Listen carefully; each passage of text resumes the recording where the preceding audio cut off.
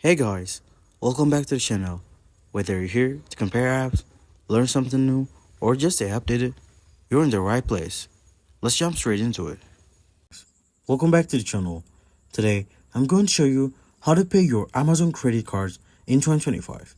A quick and easy method that keeps your account in good standing without any hassle. Let's jump right into it. First, the easiest way to pay online through the Amazon website. Head to amazon.com/credit account and log in with your account credential linked to your credit card.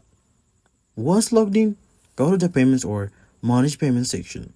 Here you can see your current balance and minimum payment due.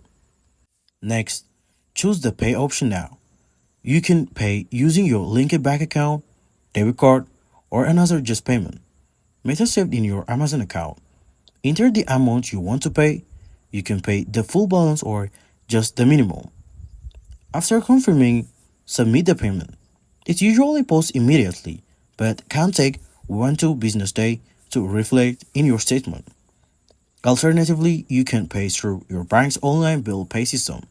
Just Amazon credit card as the pay using the account number on your credit card statement and schedule your payment.